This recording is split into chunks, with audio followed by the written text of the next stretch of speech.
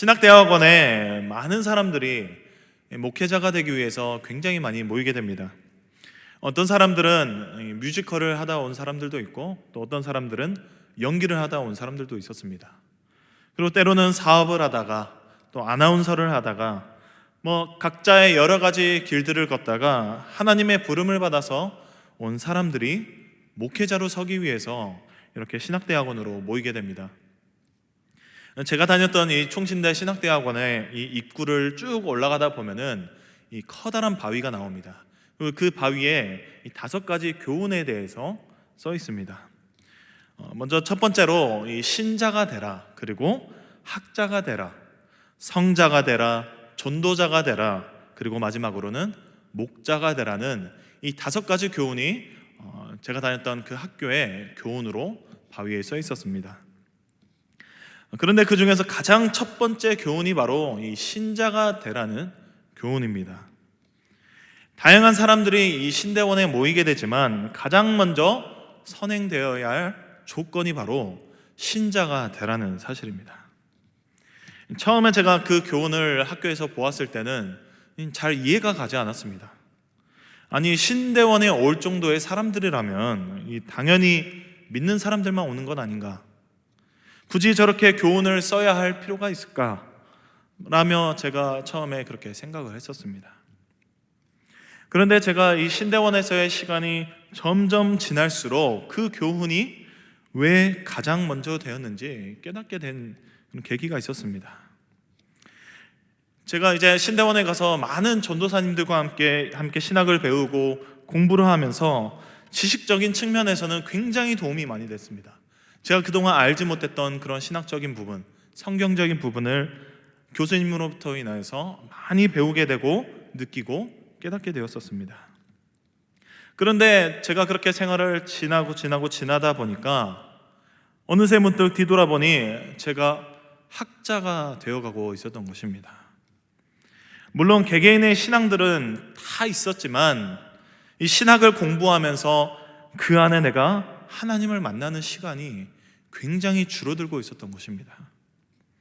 그때부터 제가 이제 학교에서 새벽 예배를 드릴 때마다 하나님께 가장 먼저 신자가 되게 해달라고 기도하기 시작했습니다. 아무리 신학을 배운다고 한들 내가 신자가 아니라면 학자가 된들, 성자가 된들, 전도자가 된들, 목자가 된들 아무런 의미가 없었던 것이었습니다. 이처럼 우리 그리스도인이라 부르는 우리들은 예수님을 믿는 신자가 되어야 합니다. 성경에는 예수님을 믿었던 이 신자들이 굉장히 많이 나옵니다. 그 중에서 예수님을 직접 눈으로 보고 함께 사역하고 복음을 전했던 사람들이 있습니다. 우리가 너무나도 잘 아는 예수님의 12제자들이 바로 그들이었습니다.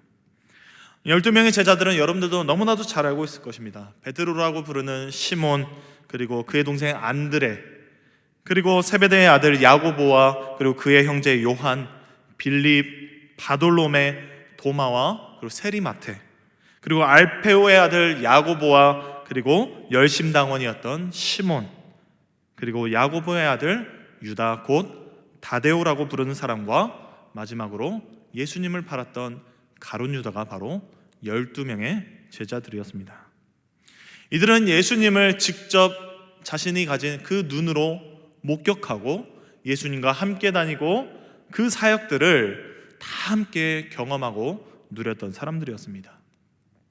그 중에서 제가 오늘 여러분들과 나누고 싶은 한 명의 딱 제자가 있다면 그 제자의 이름은 바로 오늘 본문에서 말하는 이 도마라고 하는 사람입니다.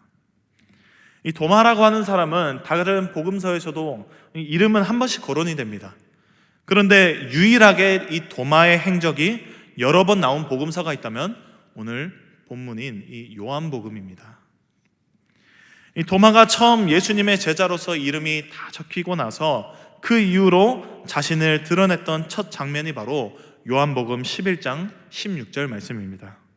요한복음 11장 16절 말씀을 보시면 디두모라고도 하는 도마가 다른 제자들에게 말하되 우리도 주와 함께 죽으러 가자 하니라 라고 나와 있습니다.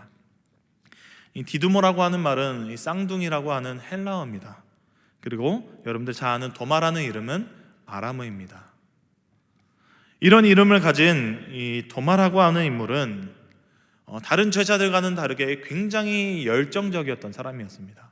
베드로도 굉장히 열정적인 사람이었지만 이 도마라고 하는 사람도 굉장히 열정적인 사람 중에 한 명이었습니다. 방금 읽었던 요한복음 11장 16절에서는 그때 당시의 상황은 예수께서 죽은 나사로를 살리시기 위해서 이 베단이라고 하는 곳으로 가야 하는 그런 장면이었습니다. 그런데 이 베다니로 갈 때에 예수님을 시기하는 유대인들이 굉장히 많이 있었습니다. 이 베단이라고 하는 곳은 예수님을 어떻게 하면 넘어뜨릴까, 예수님을 어떻게 하면 또 무너지게 할까, 이런 예수님을 위협을 가하기 위한 유대인들이 굉장히 기다리고 있었습니다.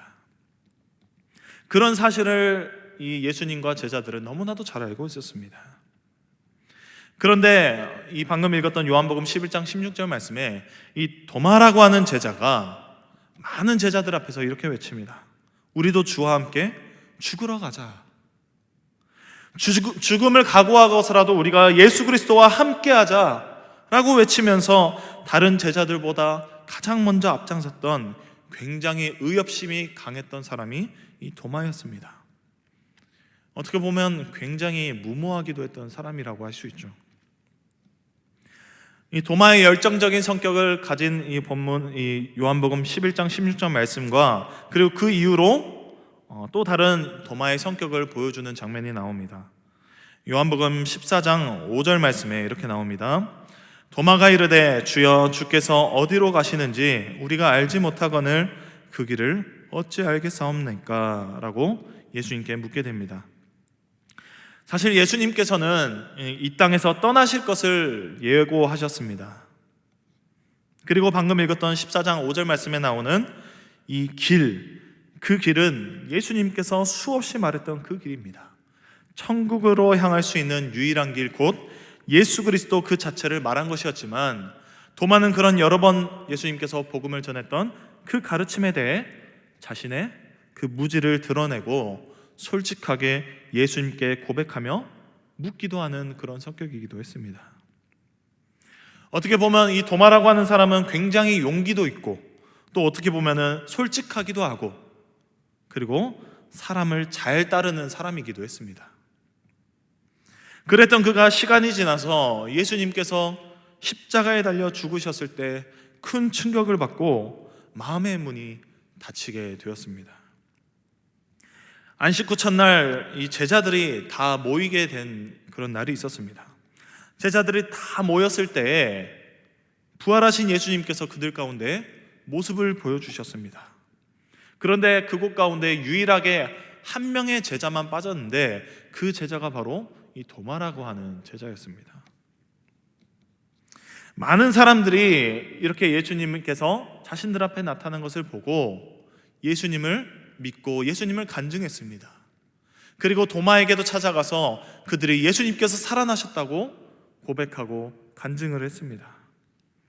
그런데도 불구하고 이 도마의 마음은 쉽게 열리지 않고 닫힌 마음은 이미 너무나도 굳게 닫혀 있었던 것입니다. 오늘 본문 25절 말씀을 보겠습니다. 다른 제자들이 그에게 이르되 우리가 주를 보았노라 하니 도마가 이르되 내가 그의 손에 못자국을 보며 내 손가락을 그 못자국에 넣으며 내 손을 그 옆구리에 넣어보지 않고는 믿지 아니하겠노라 하니라. 이 도마의 마음이 얼마나 완고한지 보여줍니다.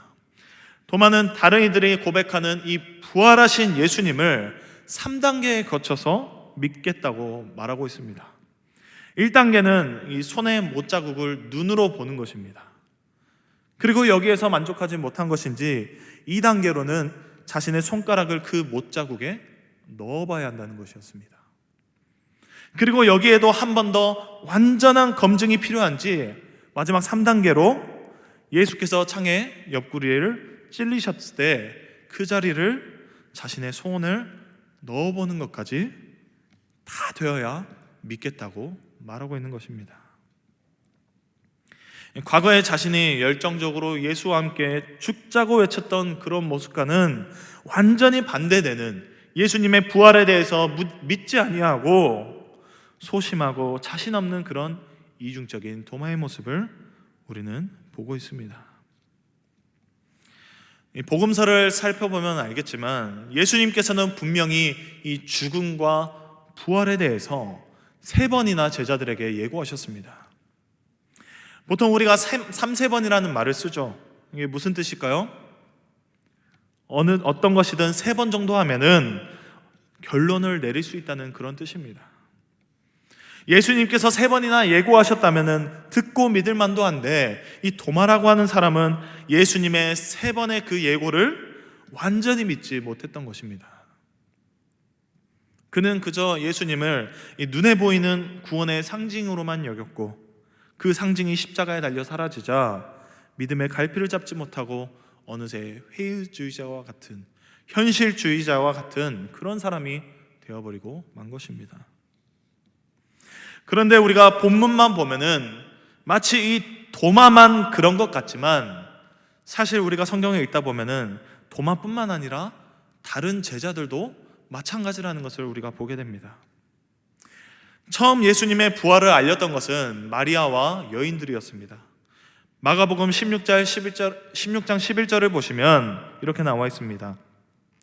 그들은 예수께서 살아나셨다는 것과 마리아에게 보이셨다는 것을 듣고도 믿지 아니하니라.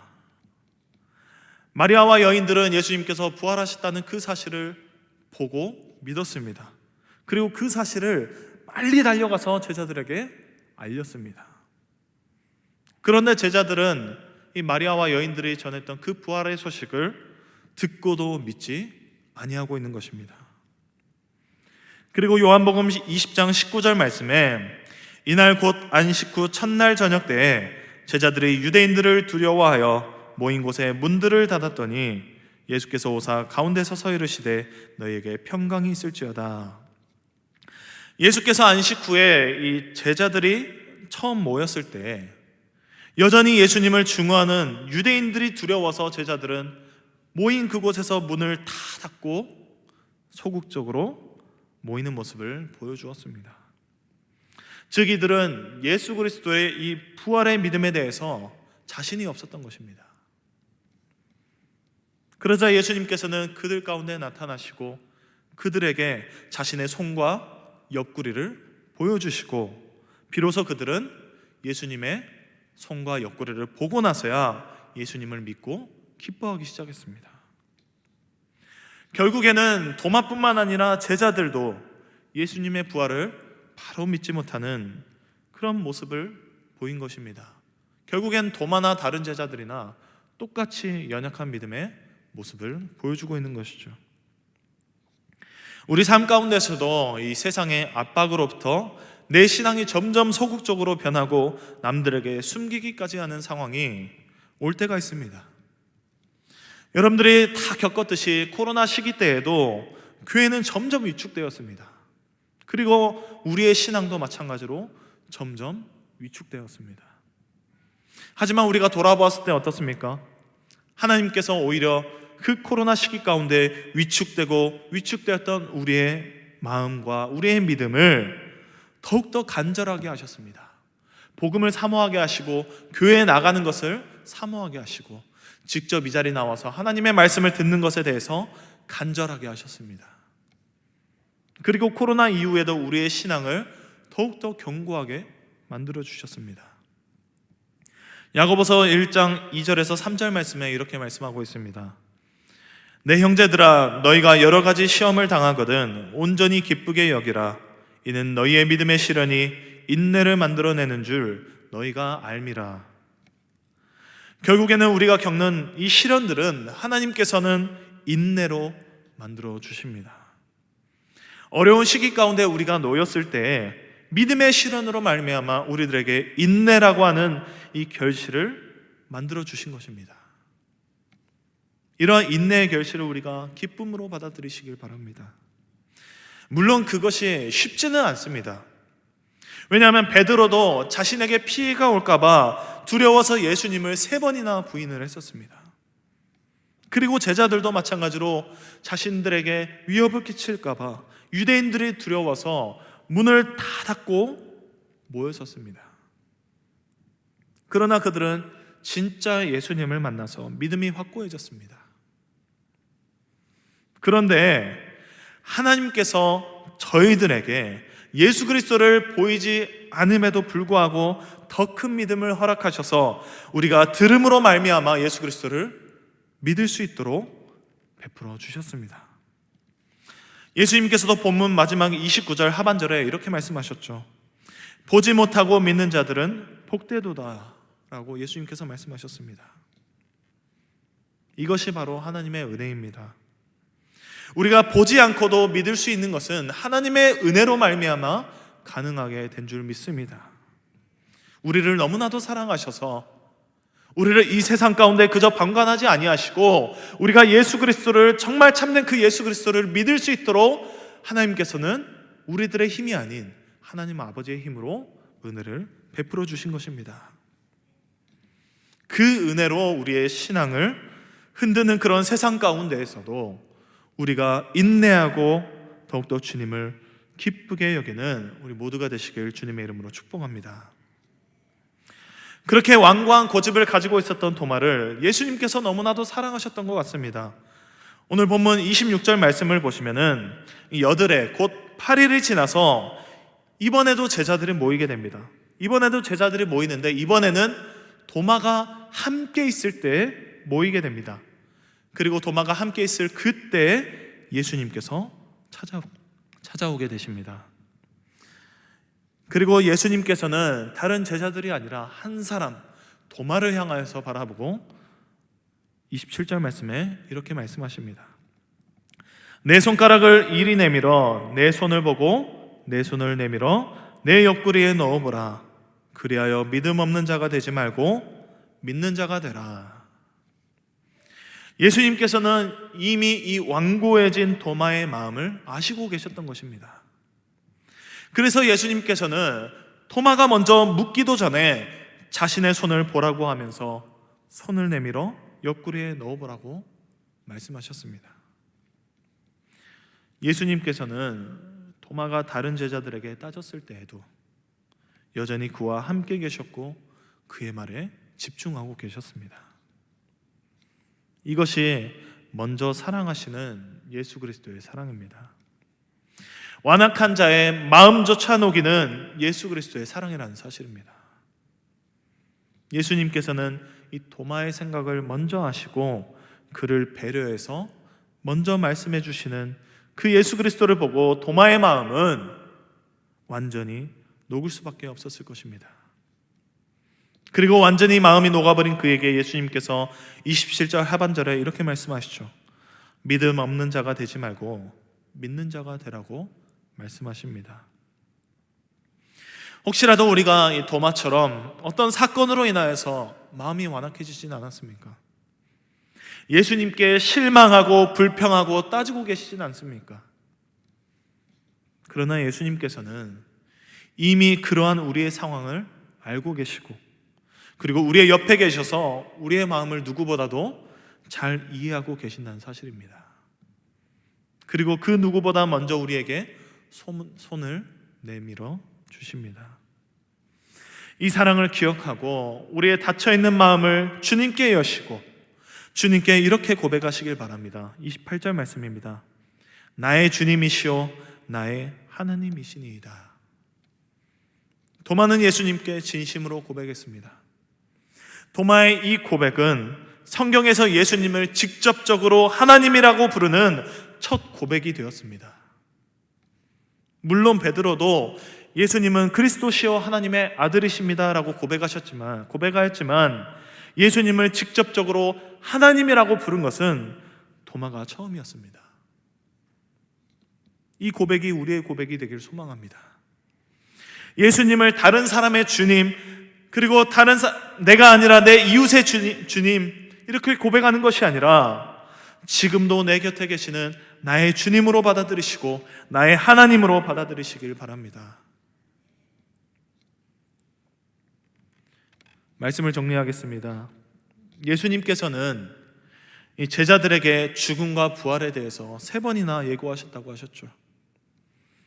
그런데 감사하게도 현대를 살아가는 우리들에게는 매일매일 새벽 예배로, 매주 수요 예배로, 주일 예배로 이 구원에 대해서 끊임없이 우리들에게 듣게 하시고 예고하십니다. 이것이 우리를 향한 하나님의 포기하지 않는 사랑입니다. 연약한 우리의 믿음이 흔들릴 것을 너무나도 잘 아셨기 때문에 우리를 자꾸 이 교회로 불러주시고 모이게 하시고, 그리고 하나님의 말씀을 통하여서 매번 되새기게 해주시는 그 하나님의 섬세한 사랑이 우리에게 있어서 큰 감사라는 사실입니다. 여러분들은 하나님께 감사하십니까? 감사하면서 하십시오. 우리가 오히려 예수 그리스도를 보지 않고도 믿을 수 있는 것은 우리의 힘으로 되는 것이 아니라 하나님의 은혜로 되는 것입니다. 예수 그리스도를 믿으십니까? 신자가 되십시오. 예수 그리스도가 지금도 우리 곁에 계셔서 세상을 이기고 견디게 하시는 그런 힘을 주신다는 사실을 믿으시길 바랍니다. 이것은 우리 모두에게 주신 하나님의 명령이자 은혜입니다.